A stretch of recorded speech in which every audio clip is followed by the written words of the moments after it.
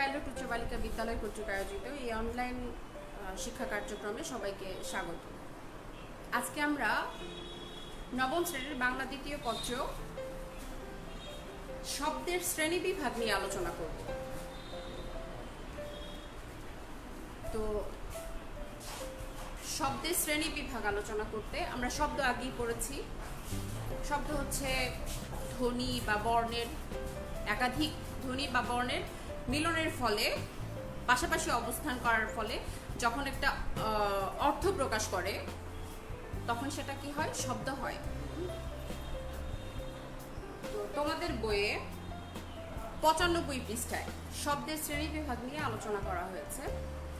সেখানে বিভিন্ন দৃষ্টিকোণ থেকে শব্দের শ্রেণী বিভাগ আলোচনা করা হয়েছে। বিভিন্ন দৃষ্টিকোণ থেকে এখানে দৃষ্টিকোণগুলা দেওয়া হয়েছে যে গঠনমূলক দৃষ্টিকোণ, অর্থমূলক দৃষ্টিকোণ, তারপর হচ্ছে উৎসমূলক দৃষ্টিকোণ। এক্ষেত্রে খেয়াল করবে যে প্রশ্ন বা তোমাদের যখন পরীক্ষায় প্রশ্ন হয় তখন সেক্ষেত্রে প্রশ্ন করা হয় কখনো গঠনমূলক দিক থেকে শব্দ কত প্রকার, অর্থমূলক দিক থেকে শব্দ কত প্রকার, তারপর হচ্ছে তোমার উৎসমূলক দিক থেকে শব্দ কত প্রকার। এটা হলে তোমাদের যেটা হয়, পেরে যাও যে গঠনমূলক দিক থেকে শব্দ 2 প্রকার, অর্থমূলক দিক থেকে শব্দ 3 প্রকার, উৎসমূলক দিক থেকে শব্দ 5 প্রকার। তো আরেকটা প্রশ্ন যেটা করা হয় সেটা হচ্ছে যে বিভিন্ন দৃষ্টিকোণ থেকে শব্দ কত প্রকার। তখন আমরা কি করব? এই ধরনের প্রশ্ন যখন করবে তখন আমরা অবশ্যই উত্তর করব বিভিন্ন দৃষ্টিকোণ থেকে শব্দ হচ্ছে 3 প্রকার। ঠিক আছে? যেমন তখন কি হবে? গঠনমূলক, অর্থমূলক এবং উৎসমূলক। ঠিক আছে? এখন আলোচনা করব গঠনমূলক দৃষ্টিকোণ থেকে শব্দ। গঠনমূলক দিক থেকে শব্দের শ্রেণী বিভাগ। গঠনমূলক দিক থেকে শব্দের শ্রেণী বিভাগ বিভিন্ন দৃষ্টিকোণ থেকে আলোচনা করলে আসবে কি?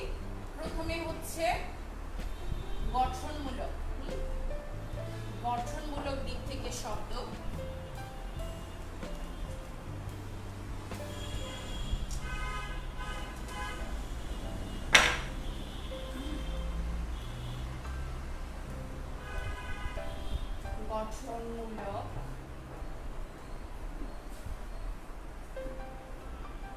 গঠনমূলক দিক থেকে শব্দ, গঠনমূলক দিক অথবা গঠনমূলক শ্রেণী বিভাগ। আমরা গঠনমূলক শ্রেণী বিভাগ লিখি, গঠনমূলক শ্রেণী বিভাগ দরকার নাই। তারপর হচ্ছে তোমার অর্থমূলক,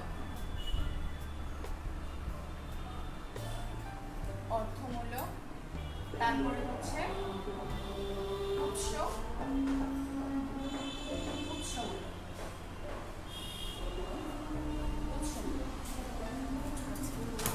এখন একটা বিষয় আমরা যদি খেয়াল করি, গঠনমূলক দিক থেকে শব্দ অর্থাৎ শব্দটা, ধরো এই একটা মার্কার, এটা কি দ্বারা গঠিত হয়েছে? এটা একটা বিষয় যে কি দ্বারা এটা গঠিত হয়েছে। এখানে ব্যবহৃত হয়েছে কালি আছে, রাবার আছে, প্রিন্ট। তো এই বিষয়গুলো হচ্ছে কি এর গঠনগত উপাদান, যে রাবার, তারপর কালি, তারপর হচ্ছে অর্থটা কি? এটা কি দ্বারায় কি অর্থ প্রকাশ করে? অর্থ প্রকাশ করে যে এটা লেখার জন্য ব্যবহৃত হবে, লেখার কাজে ব্যবহৃত হবে, এটা হচ্ছে এটার অর্থ। আর উৎসমূলক, কোথা থেকে উৎস কোত্থেকে আসছে? রাবার এলো কোত্থেকে, কালি এলো কোত্থেকে, এটা হচ্ছে তার উৎস। ঠিক আছে? তাহলে এই কলমের 3টা দিক, একটা হচ্ছে গঠন, কি উপাদান দিয়ে গঠিত, অর্থ, এটা কি অর্থে ব্যবহৃত হচ্ছে, তারপর হচ্ছে উৎস। ঠিক আছে? আচ্ছা, তো গঠনমূলক দিক থেকে শব্দ কত প্রকার? গঠনমূলক দিক থেকে শব্দ হচ্ছে 2 প্রকার। ক, মৌলিক শব্দ,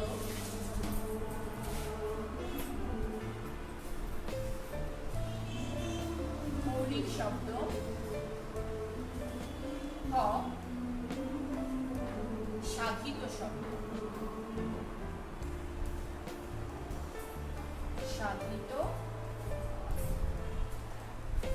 সাধিত শব্দ।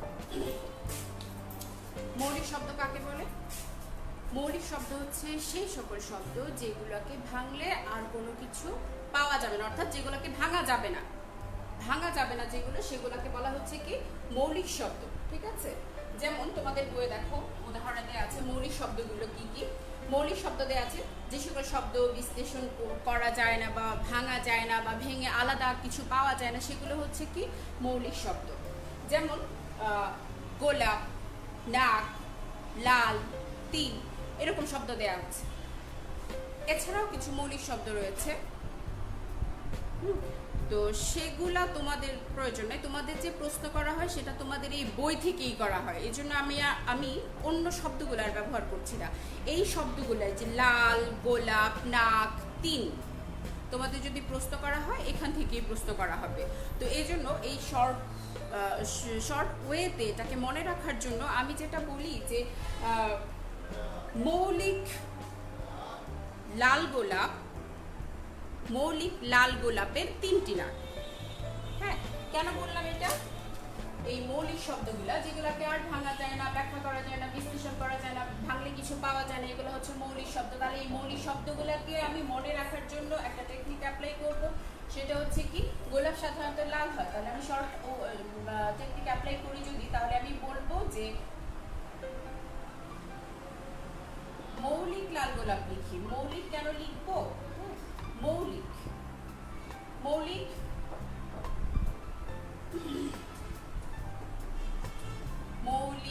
লাল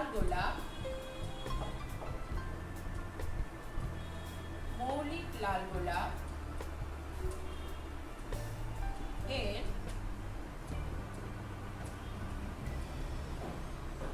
তিন নাক।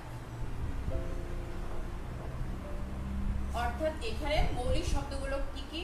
লাল, গোলাপ, তিন, নাক। এগুলো কি শব্দ? মৌলিক শব্দ। এগুলো হচ্ছে মৌলিক শব্দ।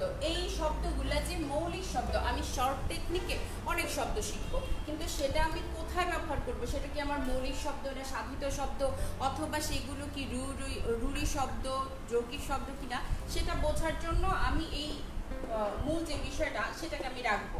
তো এক্ষেত্রে যেটা রাখলাম সেটা হচ্ছে কি মৌলিক লাল গোলাপ এর তিন নাক।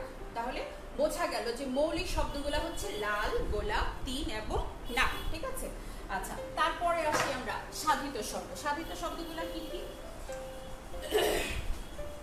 এরপরে আমরা আসবো সাধিত শব্দ। সাধিত শব্দগুলো হচ্ছে সাধারণত শব্দের সাথে কি যুক্ত থাকবে? প্রত্যয় যুক্ত থাকবে, শব্দের সাথে উপসর্গ যুক্ত হবে, হ্যাঁ, শব্দ সমাস সাধিত হবে, হয়ে যে শব্দগুলা সাধিত হবে সেই শব্দগুলাকে বলা হয় সাধিত শব্দ। এটা হচ্ছে গঠনমূলক দিক থেকে শব্দের একটা শ্রেণীবিভাগ। সাধিত শব্দ।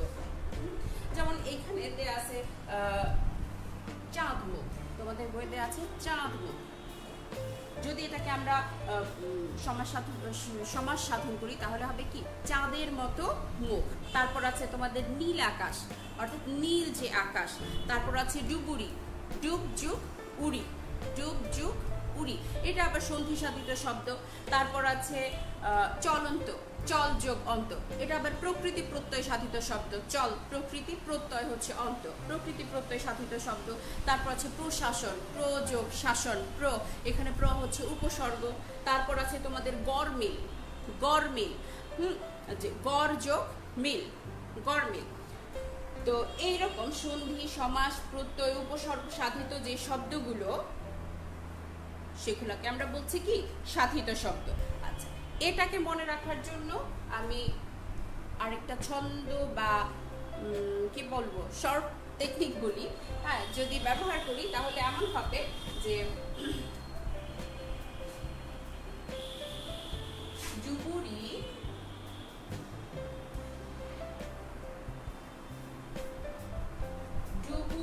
প্রশাসনে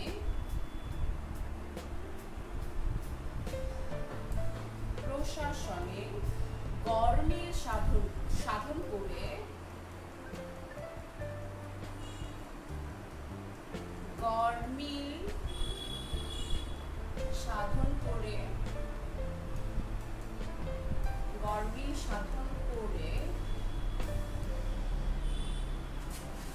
সাধন হচ্ছে সাধিত।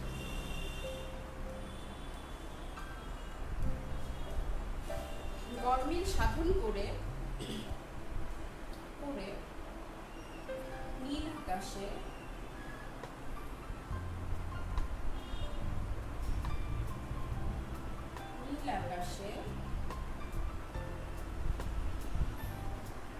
চলন্ত চাঁদ মুখ দেখল।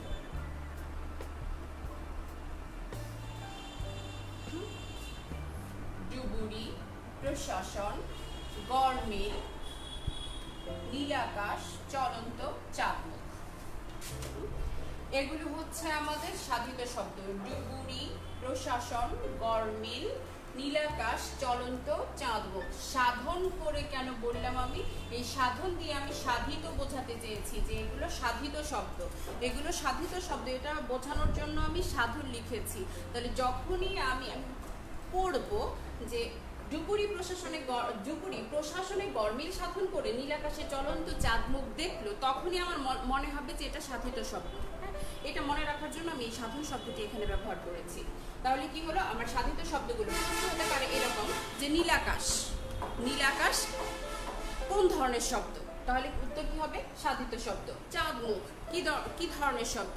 এখানে যেহেতু আমার শব্দের শ্রেণী বিভাগ আলোচনা হবে, গঠনমূলক দিক থেকে 2 প্রকার, অর্থমূলক দিক থেকে 3 প্রকার, উৎসমূলক দিক থেকে 5 প্রকার, তাহলে এখানে প্রকার চলে আসছে অনেকগুলো। মনে রাখার জন্য আমি সাধিত শব্দের এই সংক্ষিপ্ত উপায়টা দেখালাম। ডুবুরি প্রশাসনে গরমিল সাধন করে নীলাকাশে চলন্ত চাঁদ মুখ দেখলো। ঠিক আছে, আচ্ছা।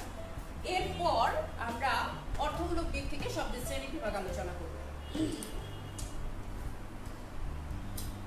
অর্থমূলক দিক থেকে শব্দের শ্রেণী বিভাগ। আচ্ছা, অর্থমূলক দিক থেকে শব্দ কত প্রকার?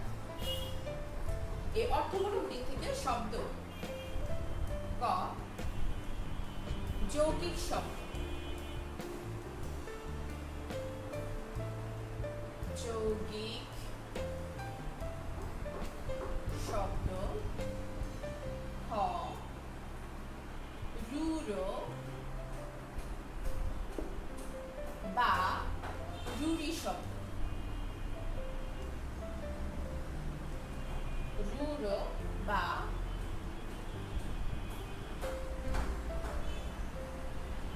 রূঢ়ি শব্দ, গ যোগ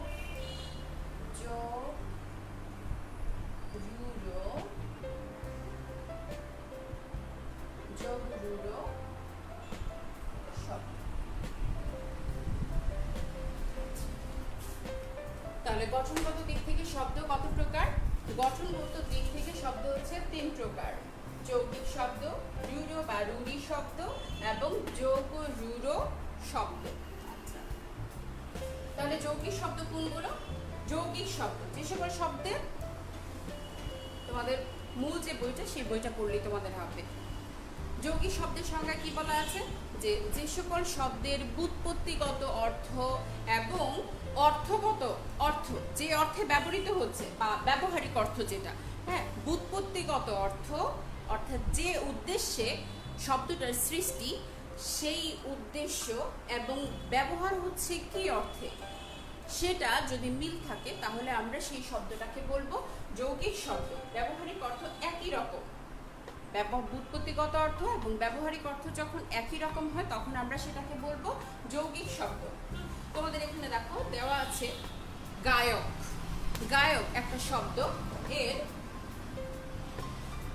গায়ক একটা শব্দ, এর যৌগিক শব্দ, যৌগিক শব্দ গায়ক। গায়ক যৌগিক শব্দ গায়ক। এই গায়ক শব্দটা প্রকৃতি প্রত্যয় সাধিত একটা শব্দ। যেমন গায়ককে যদি প্রকৃতি করি তাহলে হবে গই, যোগ নক, নক হয়ে যাবে অক সাধন করলে, প্রকৃতি প্রত্যয় সাধন করলে। তাহলে এটা হচ্ছে কি ধাতু, এটা হচ্ছে ধাতু বা প্রকৃতি, নক হচ্ছে প্রত্যয়, তাহলে এটা হচ্ছে প্রকৃতি, এটা হচ্ছে প্রত্যয়। তাহলে প্রকৃতিগত দিক থেকে এই গই গই এর অর্থ হচ্ছে যিনি গান করেন বা যে গান করে।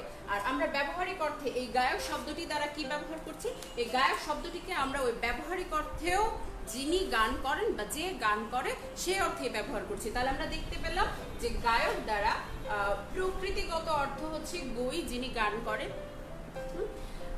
যিনি গান করেন সেই অর্থ এবং ব্যবহারিক অর্থ একই রয়েছে। তাহলে এক্ষেত্রে গায়ক হচ্ছে একটা যৌগিক শব্দ।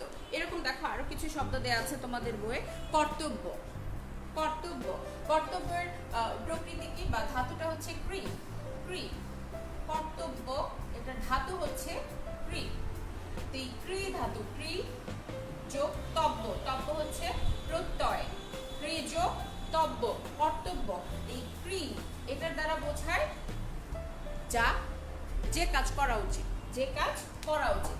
তাহলে যে কাজ করা উচিত এটা দ্বারা কর্তব্য, যে কাজ করা উচিত, এবং এর ব্যবহারিক অর্থ যে কাজ করা উচিত, যে কাজ করা প্রয়োজন আমার, অর্থাৎ আমার উপর যেটা বর্তায় সেটাই হচ্ছে আমার কর্তব্য। তাহলে ব্যুৎপত্তিগত অর্থ এবং ব্যবহারিক অর্থ যেহেতু এক, তাহলে এটা হবে আমার যৌগিক শব্দ। তারপরে আছে দেখো বাবু আনা, বাবু যোগ আনা, বাবু আনা। এক্ষেত্রে বাবু, বাবু হচ্ছে কি যে পরিপাটি, খুব সবসময় খুব পরিপাটি হয়ে তেল মেখে চুলাশ্রে ভাব নিয়ে চলে, তাকে আমরা সাধারণত বাবু বলি। হ্যাঁ, সেক্ষেত্রে বাবু আনা, এই যে বাবুর ভাব নিয়ে চলা। হ্যাঁ, তাহলে এটার ব্যুৎপত্তিগত অর্থ এবং ব্যবহারিক অর্থ যেহেতু এক, সুতরাং বাবু আনা একটা কি বলে যৌগিক শব্দ। এরকম আরো শব্দ আছে যেমন মধুর, তারপর আছে দৌহিত্র, চিকামারা। দৌহিত্র দুহিতার পুত্র, দুহিতা মেয়ে, তাহলে দুহিতা, দুহিতার পুত্রকে বলা হচ্ছে দৌহিত্র, অর্থাৎ মেয়ের সন্তান, মেয়ের দিকের নাতি। তাহলে এক্ষেত্রে দেখা যাচ্ছে যে ব্যুৎপত্তিগত অর্থ এবং ব্যবহারিক অর্থ একই, সুতরাং এটা হচ্ছে যৌগিক শব্দ। তাহলে আরেকটা আছে চিকামারা, চিকা, চিকা হচ্ছে চিক, সংস্কৃত চিক শব্দ থেকে, তুর্কি, তুর্কি চিক শব্দ থেকে আসছে চিকামারা। চিক শব্দের অর্থ হচ্ছে দেয়াল, তাহলে দেয়ালে সাঁটানো, দেয়ালে পোস্টার লাগানো, এটাকে বলা হয় চিকামারা। তাহলে এর উৎপত্তিগত অর্থ এবং ব্যবহারিক অর্থ যেহেতু এক, সুতরাং এটাকে আমরা বলবো যৌগিক শব্দ। তাহলে যৌগিক শব্দগুলোকে মনে রাখার জন্য আমরা যদি ছোট্ট করে বলি তাহলে এমন হবে,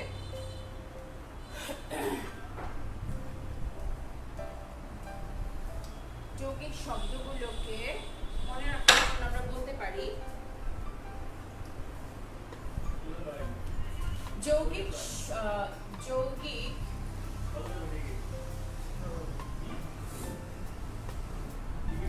যৌগিক দৌহিত্র, যৌগিক দৌহিত্র, যৌগিক দৌহিত্র মধুর, যৌগিক দৌহিত্র মধুর গান করা যার কর্তব্য,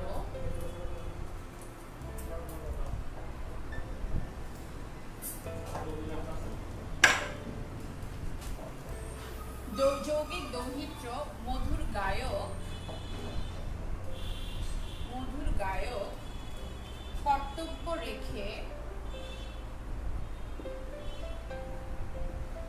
কর্তব্য রেখে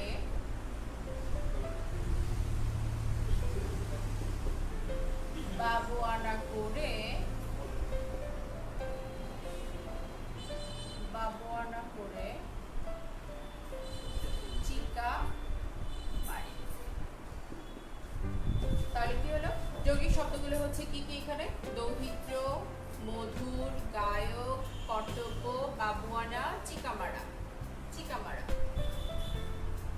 যৌগিক কথাটা লেখা হয়েছে যৌগিক শব্দটাকে মনে রাখার জন্য। যৌগিক দৌহিত্র, এই যৌগিক কথাটাকে ব্যবহার করা হয়েছে যে এই শব্দগুলো দৌহিত্র, মধুর, গায়ক, কর্তব্য, বাবুয়ানা, চিকামারা, এই শব্দগুলো যৌগিক শব্দ। এটাকে মনে রাখার জন্যই যৌগিক শব্দটাকে ব্যবহার করা হয়েছে, কোনো বিশেষ অর্থে নয়। তাহলে যৌগিক দৌহিত্র মধুর গায়ক, যৌগিক দৌহিত্র মধুর গায়ক কর্তব্য রেখে বাবুয়ানা করে চিকামারে।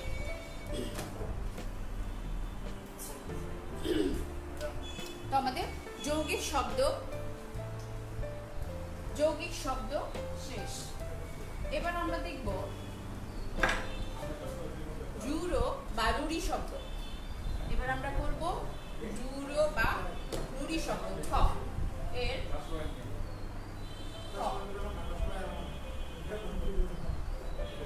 রুড়ো বা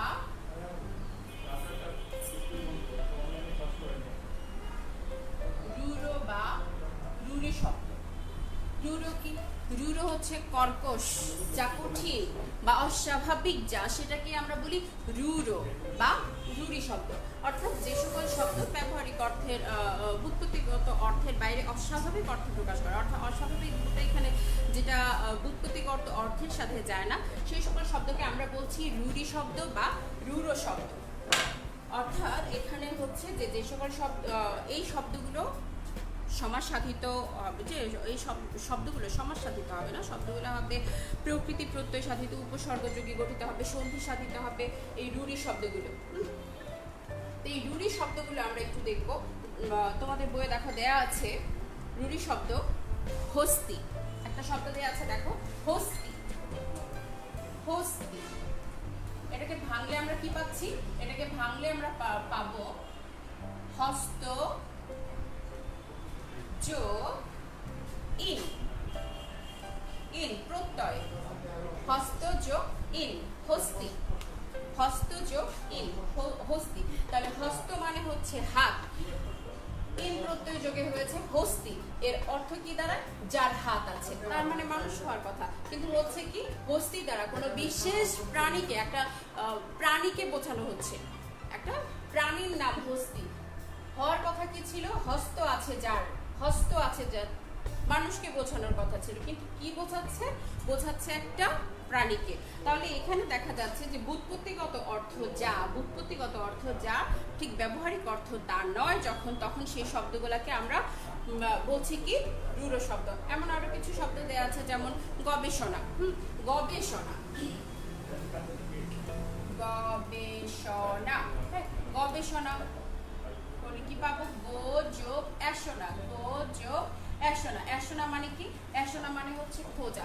গো মানে হচ্ছে গবাদি পশু বা গরু, এসনা মানে হচ্ছে খোঁজা, তার মানে অর্থ কি দাঁড়াচ্ছে? গরুকে খোঁজা, কিন্তু আদৌ সে অর্থ প্রকাশ করছে না। গবেষণা হচ্ছে কি বিশেষভাবে কোনো কিছু বিশেষ, এখানে বিশেষভাবে অধ্যয়ন করা বা পর্যালোচনা করাকে কি বোঝাচ্ছে? গবেষণা বোঝাচ্ছে। যদিও এটার উৎপত্তিগত অর্থ কি ছিল? গো হচ্ছে গবাদি পশু বা গরু, গরু গরু খোঁজা, কিন্তু গরু না খুঁজে আমরা বিশেষভাবে পর্যালোচনা করা বা আলোচনা করা বা অধ্যয়ন করাকে আমরা গবেষণা বলছি। তাহলে যখনই ব্যুৎপত্তিগত অর্থ এবং ব্যবহারিক অর্থ অস্বাভাবিক হচ্ছে বা মিলছে না, ভিন্ন অর্থ প্রকাশ করছে, তখনই আমরা সেই শব্দগুলোকে কি বলবো? রুড়ো শব্দ বা রুড়ি শব্দ। এমন আরো কিছু শব্দ দেয়া আছে, দেখো তোমাদের। বাঁশি, বাঁশি অর্থাৎ বাঁশ থেকে জাত। বাঁশ থেকে কি কি হয়? বাঁশ থেকে লাঠি হয়, বাঁশ থেকে কি হয়? কুলা হয়, তারপরে আরো এরকম বাঁশ থেকে অনেক কিছু হয়, বাঁশ দিয়ে অনেক কিছু উৎপাদন করা যায়।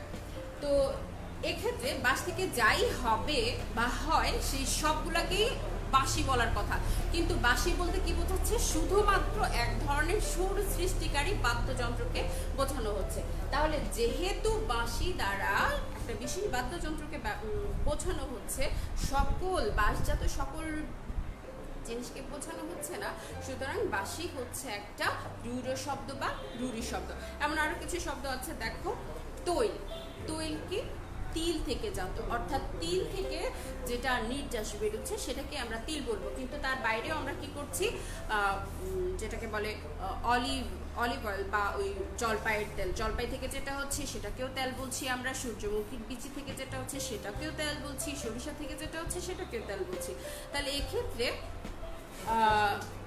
তৈল বলতে আমরা শুধুমাত্র তিল থেকে জাত বিষয়কে বুঝছি না। তাহলে এখানে ব্যুৎপত্তিগত অর্থ এবং ব্যবহারিক অর্থ একই হচ্ছে না যেহেতু, সুতরাং এটা হচ্ছে আমাদের রুড়ো শব্দ বা রুড়ি শব্দ। এরকম আরো আছে, যেমন প্রবীণ, সন্দেশ। প্রবীণ, প্র মানে প্রকৃষ্ট রূপে, বিন বিনা, বাঁশি এক ধরনের বাদ্যযন্ত্র। তাহলে প্রকৃষ্ট রূপে যিনি বিনা বাজাতে পারেন তাকেই বলা উচিত ছিল প্রবীণ, কিন্তু না, তার বাইরে আমরা এখন কি করছি, প্রবীণ বলতে বয়স্ক বয়স্ক বা বয়োজ্যেষ্ঠ ব্যক্তিকে আমরা বুঝছি বা বুড়ো লোককে বুঝছি। এছাড়া আরো আছে সন্দেশ, হওয়ার কথা ছিল মিষ্টি জাতীয় খাবার বা মিষ্টান্ন, হচ্ছে কি এখানে খবর বোঝাচ্ছে। তাহলে এই যে অর্থের ভিন্নতা, এর ফলে এই শব্দগুলো হয়ে যাচ্ছে আমাদের রুরি শব্দ বা রুড়ো শব্দ, যেগুলা তার উৎপত্তিগত অর্থের বাইরে অর্থ প্রকাশ করছে, তখন আমরা সেগুলাকে বলছি রুড়ো শব্দ বা রুরি শব্দ। এটা মনে রাখার জন্য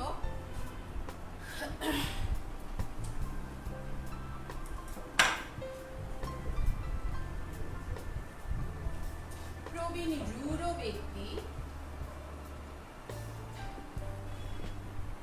প্রবীণ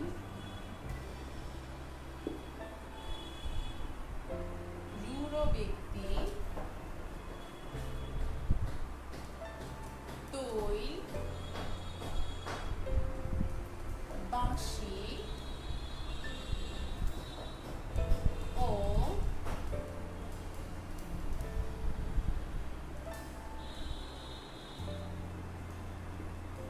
হস্তি নিয়ে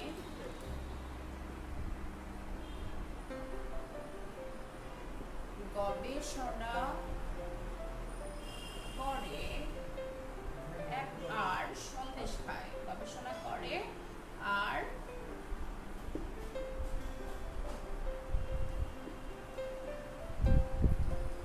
সন্দেশ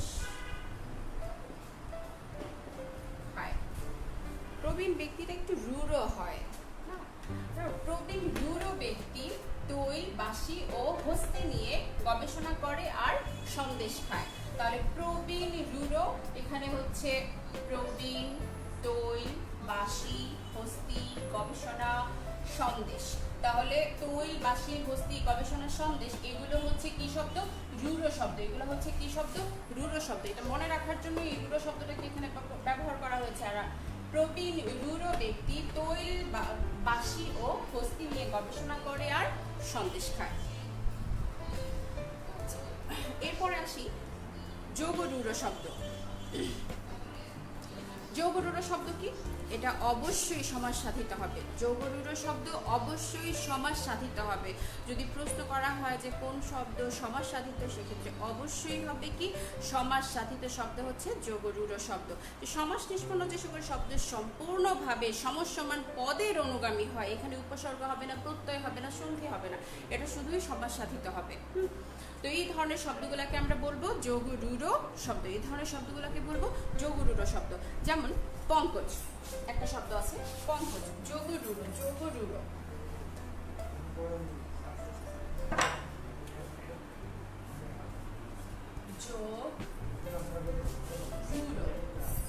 যোগরূঢ় শব্দ, যোগরূঢ় শব্দ কি কি আছে? পঙ্কজ, পঙ্কজ, যোগরূঢ় শব্দ আছে পঙ্কজ, অর্থাৎ পঙ্কে জন্মে যা। এখন পঙ্কে কি জন্মে? শালুক, শাপলা, পদ্ম, অনেক কিছুই জন্মায়, কিন্তু সেক্ষেত্রে পঙ্কজ বলতে শুধুই বোঝানো হচ্ছে পদ্ম ফুলকে, পদ্ম ফুলকে। আচ্ছা, অর্থাৎ পঙ্কে জন্মে যা, কাদার মাঝে যা জন্মগ্রহণ করে, এটা সমাস সাধিত একটা শব্দ। তারপর আছে রাজপুত, রাজার পুত, বিশেষ জাতিকে বোঝায়। তারপর আছে মহাযাত্রা, মহা আয়োজন, অর্থাৎ বিরাট ধুমধাম করে যে আয়োজনে যাত্রা করা হয় সেটাকেই বলা হয় কি মহাযাত্রা। এখানে মহাযাত্রা অর্থ কিন্তু ধুমধাম করে যাত্রা হওয়ার বা কোথাও গমন করার বিষয়টা ছিল, কিন্তু সেখানে মহাযাত্রা বলতে মৃত্যুকে বোঝানো হচ্ছে। তাহলে মহাযাত্রা, মহাসমারোহে যে যাত্রা, সেটা হচ্ছে মৃত্যু। তারপর আছে জলদি, জল ধারণ করে এমন পাত্র, কিন্তু এখানে একটা বিশেষ জলের সাথে সম্পৃক্ত একটা বিষয়কেই বোঝানো হচ্ছে, সেটা হচ্ছে শুধুমাত্র সমুদ্র। তাহলে এখানে যোগরূঢ় শব্দগুলো হচ্ছে পঙ্কজ, রাজপুত, মহাযাত্রা এবং জলদি। এটাকে আমরা মনে রাখার জন্য এরকম করতে পারি, যোগরূঢ় আমরা লিখতে পারি যোগরূঢ় রাম জপ করে, রাম জপ করে। এখানে রাতে হচ্ছে কি রাজপুত, রাজপুত, মতে হচ্ছে মহাযাত্রা, মহাযাত্রা, জতে হচ্ছে কি জলধি, জলধি। তারপর হচ্ছে পতে পদ্ম, সরি পদে পদে হচ্ছে পঙ্কজ, পঙ্কজ। ঠিক আছে, তাহলে যোগরুরো শব্দ, যোগরুরো রামজপ করে, যোগরুরো কি করে? রামজপ করে। রাজপুত, মহাযাত্রা, জলধি এবং পঙ্কজ, এগুলো হচ্ছে যোগরুরো শব্দ। এরপর আসে আমাদের উৎসমূলক শব্দ। এগুলো আমরা প্রথম তোমাদের বাংলা দ্বিতীয় পত্রের একদম প্রথমে এগুলো আলোচনা করা হয়েছে, এই জন্য এটা আজকে আলোচনা করছি না, যেহেতু এটা হয়ে গেছে। তো ঠিক আছে, ধন্যবাদ সবাইকে, সবাই ভালো থাকো।